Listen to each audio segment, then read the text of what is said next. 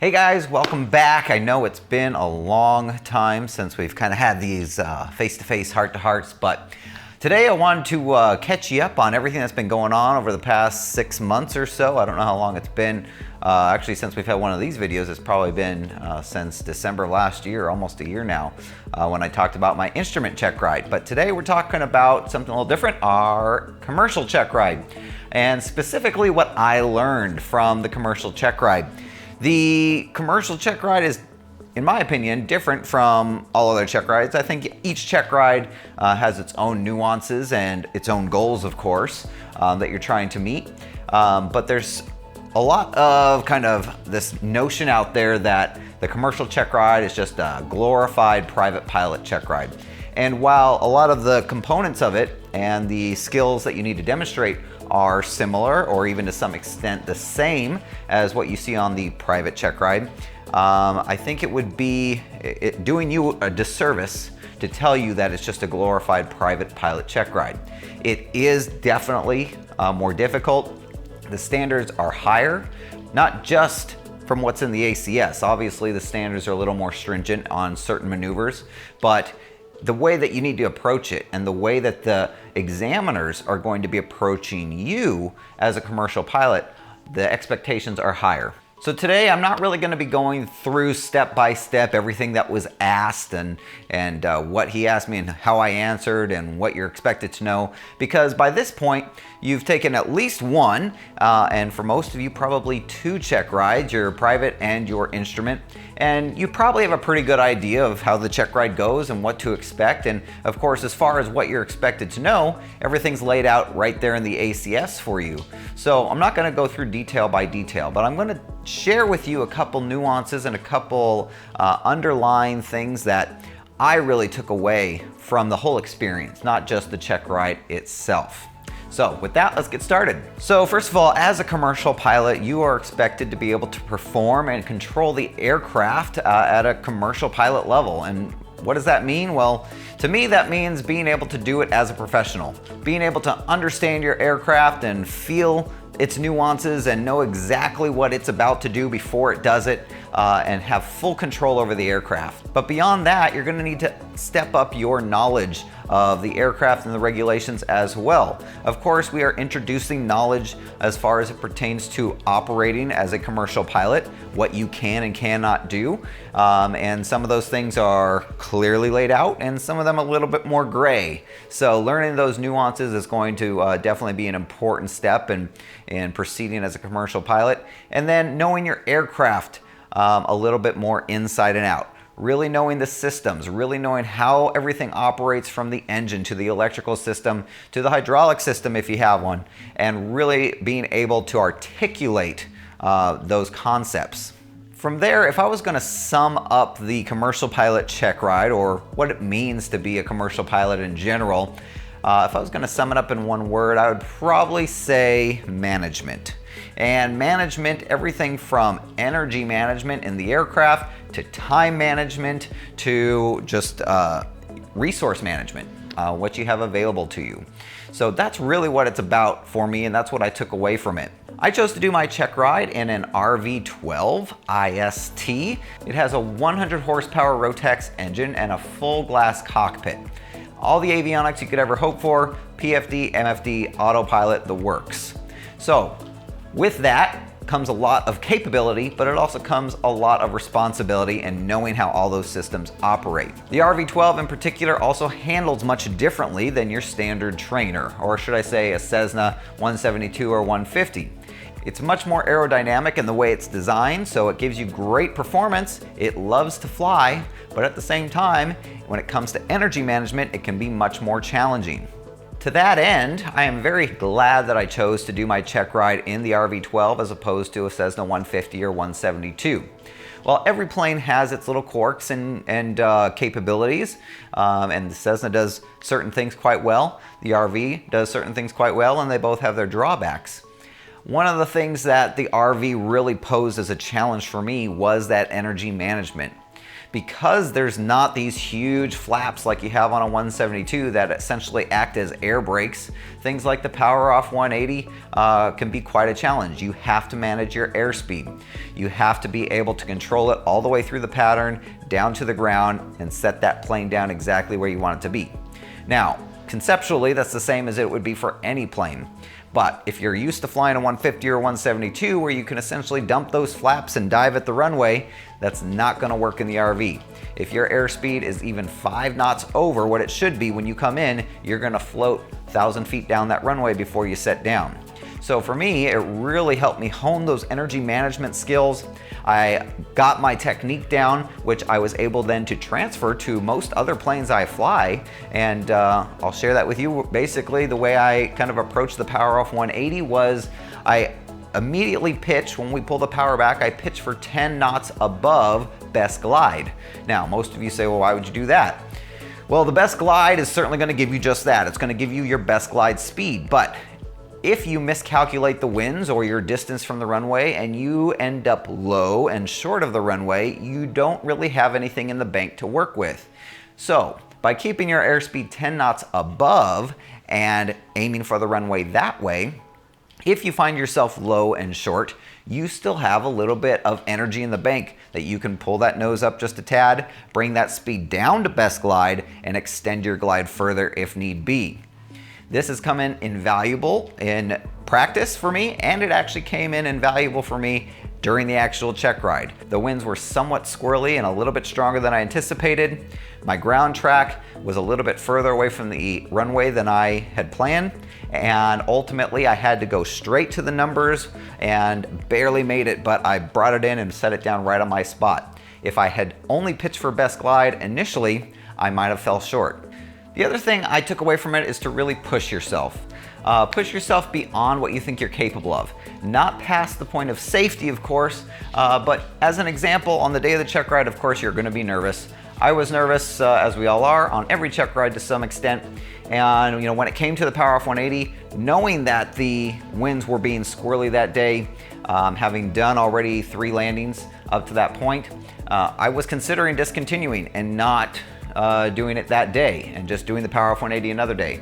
But I kind of told myself internally, you know what, I'm going for it. Win, lose, or tie, I was going to go for it. I had faith in my skills, and I need to have that confidence in what I knew I was able to do. So I pushed ahead, dealt with the winds, and performed that power off 180, and it turned out just fine. And I was so happy at the end of it because I didn't give in to that doubt in the back of my mind, and came out better for it. And that's translated into other things, not just in aviation, but in life. It's always good to push yourself beyond the limits that you think you are capable of. Always keeping safety in mind, of course. As far as the knowledge portion of things, it's, again, important to take your knowledge cross-country flying and the regulations to that next level. When it came to the oral exam, there's not much out of the ordinary that you won't expect. They're going to ask you performance questions. Know where to find the performance numbers for your airplane. Know what conditions are going to allow for a takeoff or landing at different density altitudes under different gross weights and loads. And one of the questions he asked me was, we picked an airport that was at a fairly high elevation on a very hot day, and the density altitude was high. And he said, I'm taking wildland firefighters in and out. Was my job. I was being hired to get firefighters in and out. And would you land at this airport under these conditions? And basically, after running all the numbers, I determined no, because even if I could land, which would be on the edge under the conditions given, I wouldn't be able to get back out. So it came down to the question of, do you want me to go there and just stay there till nighttime or when it's cooler, or be stuck there essentially? And he asked me, what would you tell your employer? And I'd say, well, it's not safe, or I could land, but I couldn't get back out. And if you need me to do these other jobs, then I won't be able to do them.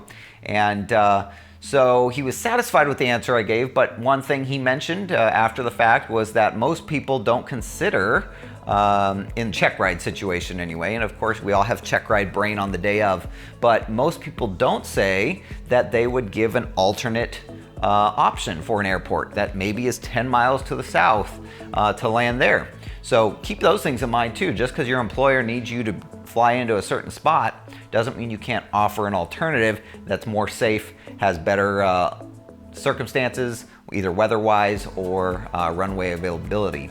So keep those things in mind, and just think of it as if you are already a working professional and how you'd approach it. The other part that I took away from my commercial training in general is, of course, we have these different requirements we have to meet to be eligible to take our commercial pilot check ride, one of which is a particularly long cross-country flight. This cross-country flight needs to be a total of 300 miles minimum and one straight leg distance from the point of origin of at least 250 nautical miles. So it turns into a pretty good trip. I know a lot of people will just plan a trip on a weekend, fly out 250 miles away, come back, make a 4-hour trip of it or whatever, and be done. And for me, that doesn't quite meet the goal of what the requirement is getting at.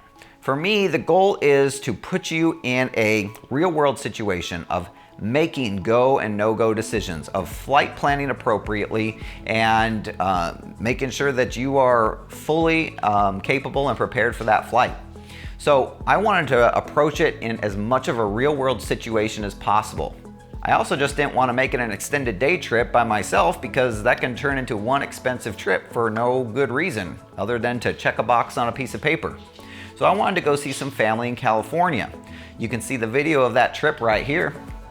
And I wanted to plan it at a day in the future where I knew, one, that I could take some time off work. I wanted to make sure I had real stakes for this trip. So not only did I want to schedule time to see my family and therefore make them commit to a certain date, but I wanted to put some stakes in myself. So I wanted to take time off work, request those days off. And to that end, I planned appropriately by giving myself an extra day on the front and an extra day on the back so that I would be able to delay my departure or arrival as necessary if weather didn't allow me to stick to my plan. As we got closer and closer to the time, I continuously monitored weather, making a decision. It was late May, and here in Oregon, weather all the way up through June really can always be a toss-up. You never know exactly what it's going to be. But ultimately the day came. Freezing levels were fairly high and got higher as we went south. Winds were all good, and so ultimately I made the go decision, and we made the trip, and it was a great time. But I wanted to give myself real stakes in a real world situation so that it wasn't just a day trip. I stayed for the weekend in Sacramento, saw some family in the Bay Area, landed at 4 different airports total, I believe, and got some great experience along the way. It was a really fun trip. So try not to make your long cross country just a day trip out and back just to check a box on a piece of paper on a beautiful VFR day. Give yourself some real stakes, give yourself some real decisions to make as far as that goes, because that, to me, is the whole point of this exercise as a commercial pilot. Being faced with those go, no-go decisions, having real world stakes, putting those pressures, those external pressures on you, and being able to stand up for safety and for what's best for you and your passengers in the process. All in all, guys, I had a great time pursuing my commercial certificate. I'm glad I did it the way I did, and of course, I'm glad with the outcome. I encourage you to approach it in a similar way. Really push yourself, not just in the plane that you choose. Maybe choose a plane that you're a little less comfortable with. And then also, use the exercises to meet those requirements to really make yourself a better pilot. Don't just check a box on a piece of paper. That'll about do it for my experience with the commercial check ride, and be on the lookout for some videos coming out very soon regarding the CFI check ride. Yes, that's right. I am officially a certificated flight instructor now, and I also am a certificated flight instructor for instruments. I did all those check rides in a 3-month period. I did 3 check rides in a 4-month period, It was a very busy time, which is why I haven't been able to get these videos out. But be on the lookout for the CFI process, which I'll be getting that put together, as well as some videos coming up with some actual students and doing lessons and maneuvers and things like that. So please like this video if you enjoyed it or got something out of it. Subscribe so you don't miss those future videos coming out. And until then, resume your own navigation. Thanks, guys.